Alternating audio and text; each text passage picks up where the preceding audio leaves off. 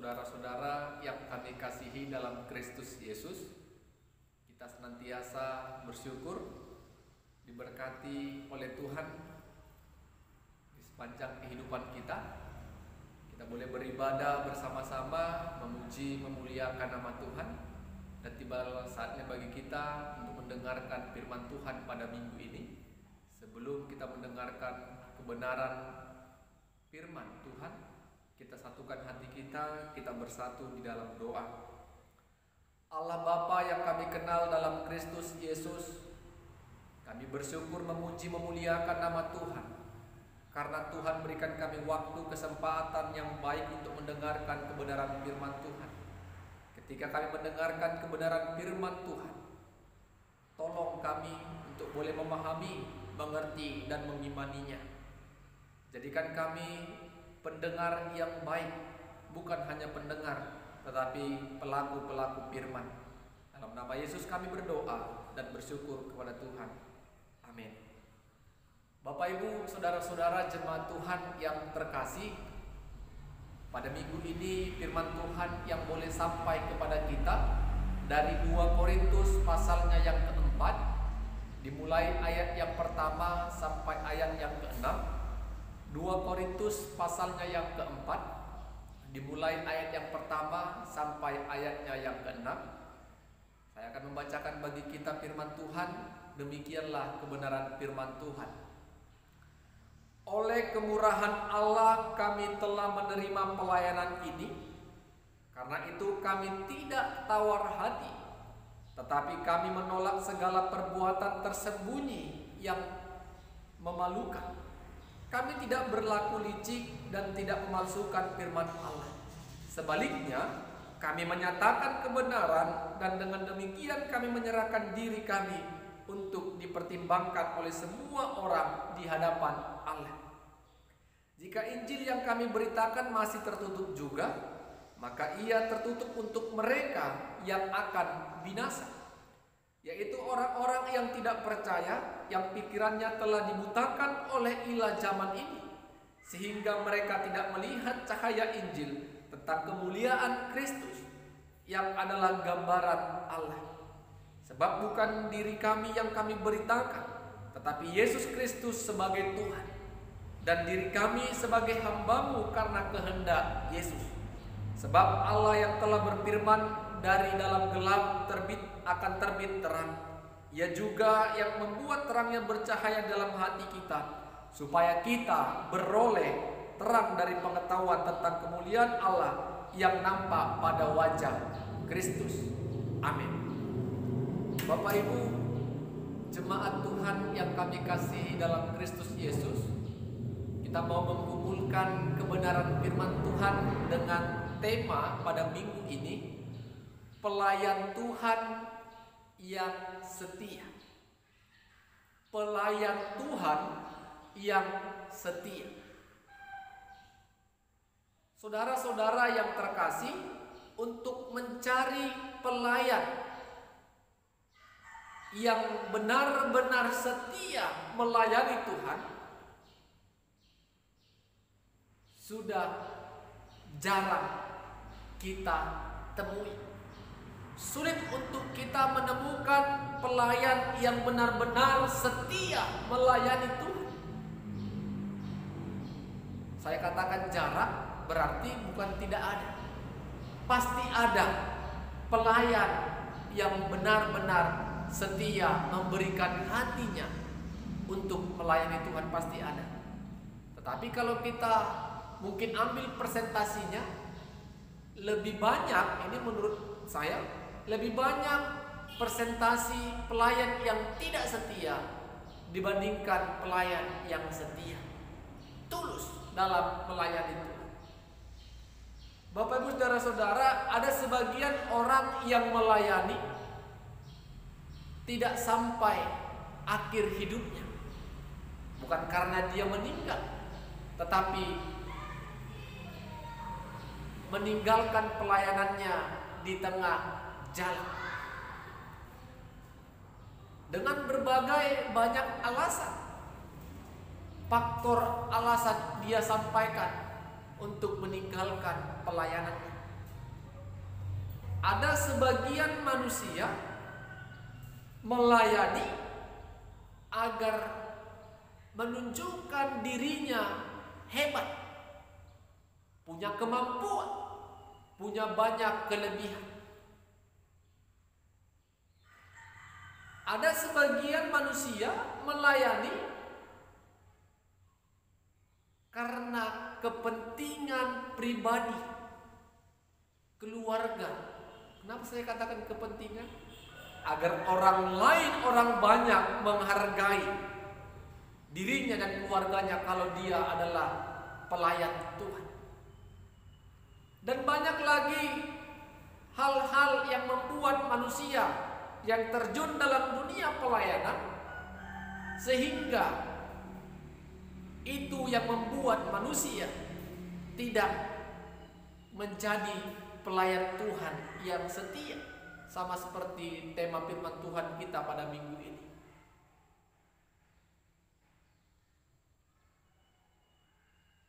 Bapak Ibu saudara-saudara yang kami kasih dalam Kristus Yesus, bagaimana cara seseorang agar dia dapat dikatakan pelayan yang setia? Pelayan yang setia adalah pelayan yang menganggap panggilannya untuk melayani itu adalah karena kemurahan Tuhan. Dia dipanggil melayani, dia dipakai Tuhan melayani, dia itu katakan karena kemurahan Tuhan. Jadi ketika dia terjun dalam dunia pelayanan, maka yang dia tunjukkan, yang dia tampilkan, yaitu sang pemberi kemurahan, yaitu Allah di dalam Kristus Yesus. Bukan dirinya lagi yang dia tonjolkan, yang dia sampaikan, tetapi Allah yang murah hati, Allah si pemilik hidup, Allah yang menyelamatkan dalam Yesus itu, itulah yang dia sampaikan dan beritakan dalam dunia pelayanannya.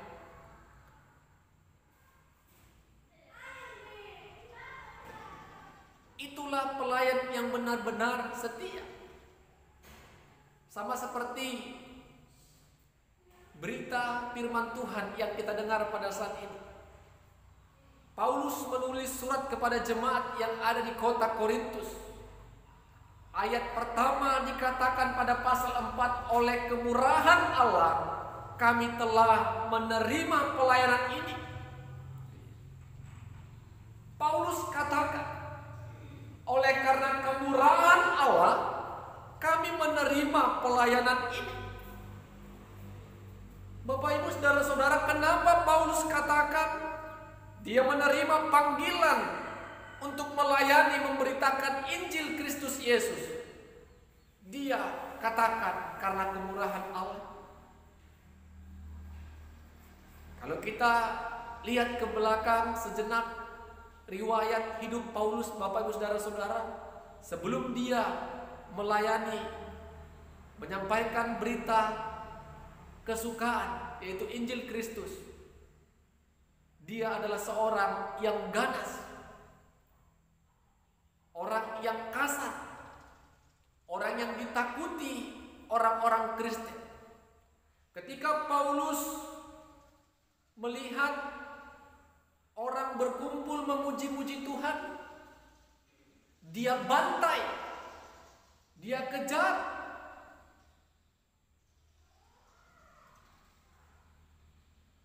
Tetapi panggilannya terjadi ketika dia menuju perjalanan ke Damsyik. Paulus menerima anugerah ataupun kemurahan Allah. Dalam perjalanan ketika dia menunggangi kuda, dia terjatuh. Dan Yesus berseru kepadanya, "Saulus, Saulus, kenapa engkau menganiaya aku? Siapakah engkau, Tuhan?" Ketika Saulus terjatuh lemah di tanah, "Siapakah engkau, Tuhan?" "Aku akulah yang engkau aniaya itu. Apa yang harus aku perbuat? Kau akan menjadi saksi. Disinilah Paulus merasakan kemurahan Tuhan dalam hidup panggilan pelayanannya. Jadi karena berangkat dari kemurahan Allah yang memanggil Paulus, Paulus menjadi pelayan, Paulus menjadi rasul yang setia melayani sampai akhir hidupnya. Bapak Ibu, kalau kita ikuti riwayat Paulus, Paulus sering dihukum ketika dia memberitakan Yesus sebagai juru selamat, Yesus Tuhan.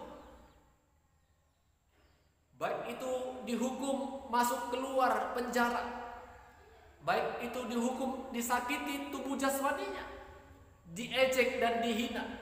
Itu adalah hal yang biasa yang dirasakan Paulus ketika melakukan tugas pelayanan. Apakah semangat Paulus kendor? Tidak. Dia tetap semangat walaupun orang menjauhinya, walaupun banyak orang tidak suka kepadanya, bahkan pemimpin-pemimpin agama pada saat itu. Tetapi karena Paulus tadi mengatakan panggilan pelayanannya itu adalah kemurahan Allah.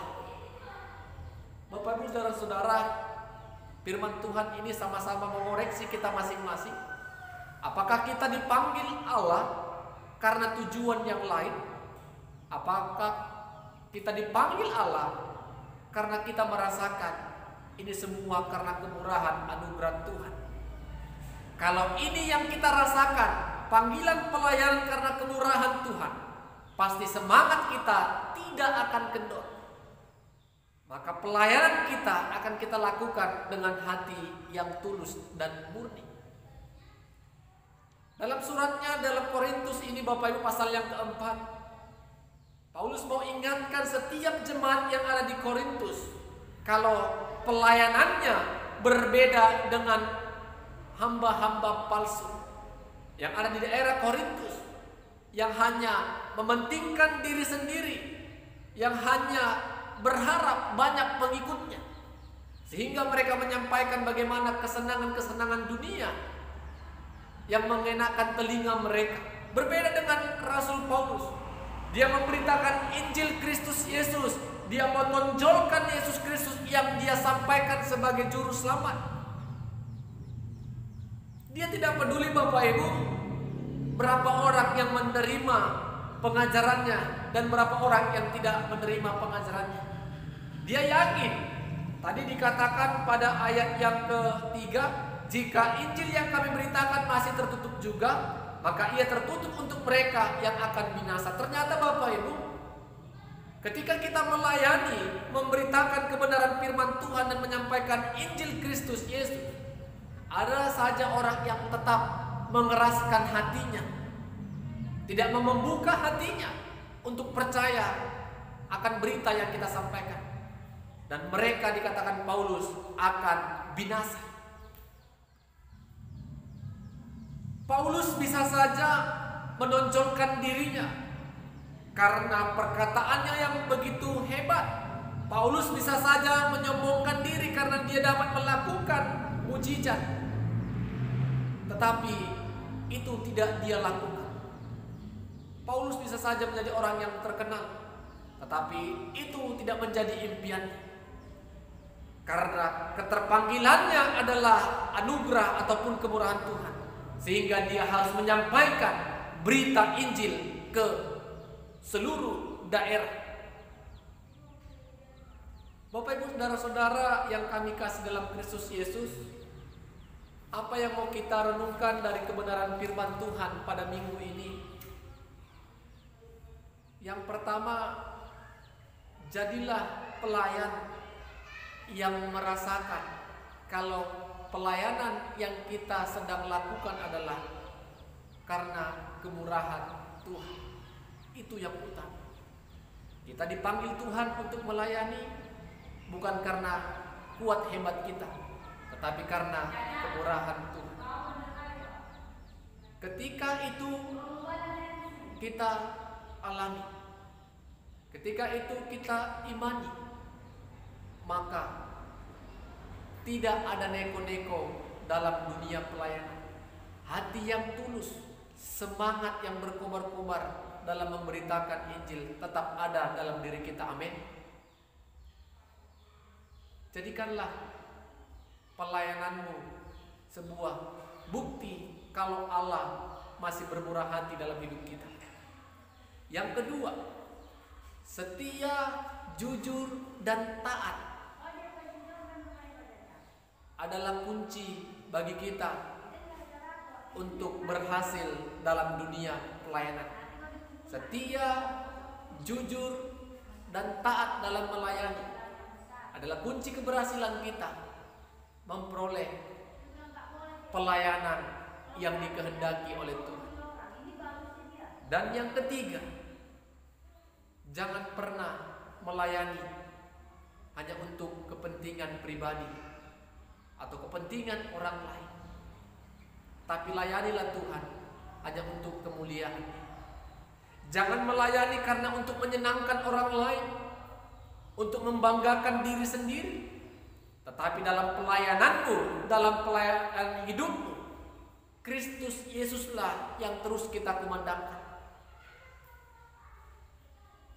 Jangan pelayanan mimbar kita seolah-olah menjadi ajang kesombongan bagi kita. Kita mau katakan pada semua orang kita sukses dan berhasil. Anak-anak kita berhasil, keluarga, rumah tangga kita berhasil. Tapi jadikanlah kesempatan untuk melayani di mimbar sebagai sarana kita menyampaikan Allah itulah juru selamat melalui Kristus Yesus. Allah mengasihi umat. Allah senantiasa memberikan kekuatan bagi setiap orang yang datang kepadanya. Mari kita renungkan kebenaran firman Tuhan ini. Tema Tuhan yang kita dengarkan, pelayan Tuhan yang setia. Jadilah pelayan-pelayan Tuhan yang setia dalam melayani Tuhan. Amin. Kita berdoa. Terima kasih Tuhan, kami diingatkan kembali akan panggilan pelayanan kami pada saat ini. Kami bersyukur Tuhan boleh melayani kami lewat Kristus Yesus yang menyelamatkan kami dari dosa. Tuhan, kami belajar dari Paulus yang mengatakan kalaulah pelayanannya itu semua karena kemurahan Tuhan. Ajari kami Tuhan untuk memiliki iman seperti Paulus. Pelayanan yang Tuhan berikan itu semua karena kemurahan anugerah Tuhan, sehingga kami boleh menjadi pelayan-pelayan yang setia sampai akhir hidup kami. Mampukan kami Tuhan untuk melawan keinginan-keinginan daging, kuasa-kuasa dunia, sehingga kami terus bertahan dalam terang Tuhan, menjadi pribadi yang melayani sesama, terlebih melayani Tuhan lewat berita kesukaan, kabar baik yaitu Kristus Yesus sebagai Tuhan dan Juru Selamat kami yang hidup. Terima kasih Tuhan, firman-Mu sudah selesai hamba-Mu sampaikan, tapi Tuhan senantiasa bekerja dan berkarya melalui Roh Kudus, mengingatkan kembali firman Tuhan yang baru saja kami dengarkan. Dalam nama Yesus kami berdoa dan bersyukur kepada Tuhan. Amin. Shalom. Tuhan Yesus memberkati kita. Selamat hari Minggu. Salam sehat untuk kita semua.